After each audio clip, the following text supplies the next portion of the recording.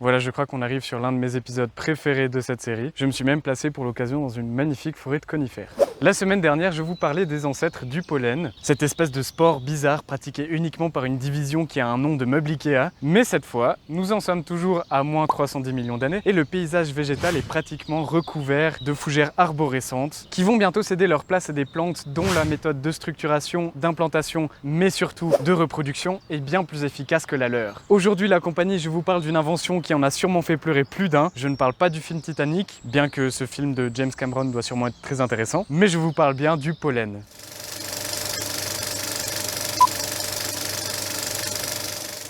À force de s'avancer sur la terre ferme, certains végétaux ont développé des racines plus ramifiées, des troncs plus solides, avec une croissance plus rapide que les fougères. Mais pour s'avancer sur ces terrains qui manquaient d'humidité, il a fallu que cette division trouve le moyen de se reproduire sans utiliser un petit peu d'eau, comme le faisait la division des ptéridophytes. Cette évolution va leur donner un avantage considérable. Si vous n'avez pas vu l'épisode 1, la vidéo est dans la description ou dans les fiches là-bas en haut. À tout de suite. Cette grande division botanique, bien souvent considérée à tort comme une famille, sont les conifères. Et dorénavant, grâce à leur invention, leur avancée sur Terre est beaucoup plus facile. Je vais pas vous mentir, c'est quand même un manque de précision de ma part d'avoir attribué tout le mérite aux conifères lors de ma vidéo. En réalité, les conifères font partie des spermatophytes, littéralement les plantes à graines. Et c'est ce clade qui se développe dans l'ombre des ptéridophytes depuis des millions d'années. À cette époque de la Terre, c'est-à-dire vers la fin du Carbonifère, la flore terrestre est sur le point d'exploser. Pas au sens littéral bien sûr, sinon j'aurais sûrement écrit le scénario du prochain Marvel. Mais les conifères, accompagnés de leurs fidèles compagnons à graines, les ginkgophytes ou les cicadales, sont prêts à conquérir de nouveaux territoires trop secs pour être viables jusqu'alors. Tout ça pour dire que les conifères et le pollen ne sont pas les seuls responsables du grand bouleversement de la flore planétaire qui allait avoir lieu. Mais pour ce qui est du pollen, Je reviendrai plus tard. avant cette invention, le matériel génétique mâle et femelle était balancé dans la même poche pour se reproduire un petit peu plus loin. Mais la nouvelle tendance, il y a moins 300 millions d'années, c'est de balancer tout son matériel génétique mâle dans le vent, tel un énorme gang forestier. C'est beau la nature quand même, hein. En fait, ce que les conifères ont compris, c'est que créer un organe reproducteur spécialisé dans la réception des grains de pollen et de développer ensuite l'embryon directement sur les branches plutôt que de balancer un zygote tout seul dans la nature pour qu'il se féconde de lui-même, bah c'est quand même une bonne idée. Parce que avant ça, on va pas se mentir, c'est un peu comme si on balançait un yogourt banane et un yogourt myrtille dans une flaque d'eau en espérant qu'ils se mélangent un jour. En fait, si vous souhaitez savoir comment cela se faisait avant l'invention du pollen, il y a un type qui a le même nom de chaîne et la même chaîne que moi qui a fait une super vidéo sur le sujet.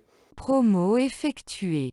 Maintenant, les conifères ont une toute autre technique. Cette nouvelle division a des organes mâles et femelles dissociés, mais toujours sur la même plante. Et comment appelle-t-on ce genre de plante? Et surtout, à qui fait-on appel quand on ne sait pas quel chemin prendre? Ces plantes sont dites monoïques, à l'exception de certains conifères, comme le if, qui sont dioïques, un peu comme vous, moi ou les tamarins-lions à tête dorée, c'est-à-dire qui ont un sexe par individu. Est-ce que tout s'accorde au pluriel quand on dit les tamarins-lions à tête dorée? C'est pas le sujet. Les grains de pollen s'échappent du cône mâle et transportent leurs microsporanges jusqu'au cône femelle. Après le moment fatidique de la fécondation, l'embryon se développe tranquillement à la base des écailles du cône femelle, maintenant enceinte, avant de s'en aller vers de nouveaux horizons.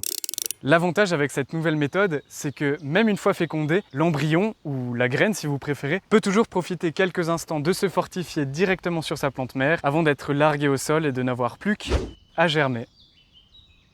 En plus, pour être encore plus compétitif, il suffit de placer les organes mâles juste au-dessus des organes femelles et de n'avoir plus qu'à tout larguer au moment opportun. C'est beau la nature quand même, hein. Mais ça n'est pas fini. Le matériel génétique masculin des ptéridophytes doit fournir encore un effort pour rejoindre madame une fois la spore arrivée à destination. Fournir un effort, donc consommer de l'énergie. Un problème que les conifères ont une fois de plus résolu puisqu'ils utilisent la gravité ou le vent. Et c'est quand même bien plus pratique et bien moins coûteux de très schématiquement se jeter sur sa demoiselle depuis le 5e étage. Une technique de drague apparemment approuvée par Pilatus. Pas étonnant, après tout, c'est eux qui proposent des sauts en parachute. Du coup, les conifères peuvent réinvestir cette énergie non dépensée pour produire par exemple, je sais pas moi, beaucoup plus de grains de pollen et beaucoup plus de gamètes femelles. Et inutile que je vous fasse un dessin pour que vous compreniez que plus de cellules reproductrices égale plus facilement de fécondation, plus de descendance. Les conifères venaient quand même de prouver que leur méthode était la meilleure. Bon, en vérité, j'ai un petit peu triché. J'ai volontairement omis quelques détails.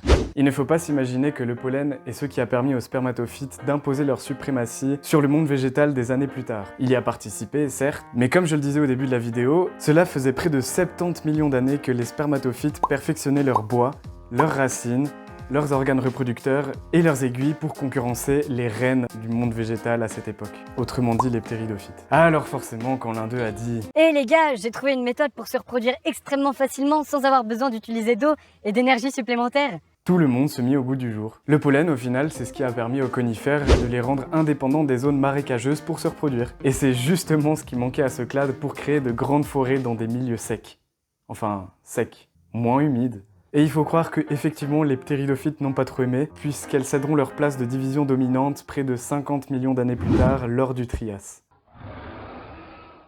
Pour finir cet épisode en beauté, je vais tout simplement vous faire un cours d'étymologie sur le mot conifère. Une fois de plus, il n'y a rien de très créatif là-dedans, puisque les conifères font des cônes, ce sont des faiseurs de cônes, donc conifères. Ce qui est super logique, c'est pourquoi on peut aussi les appeler les pinophytes, ce qui est beaucoup moins logique et porte à confusion. Déjà que tout le monde confond les conifères avec une famille de plantes alors que c'est une division qui comprend les araucariacées, les cupressacées, les pinacées, dont fait partie le sapin et les épicéas. Il est donc complètement faux de dire que le sapin fait partie de la famille des conifères.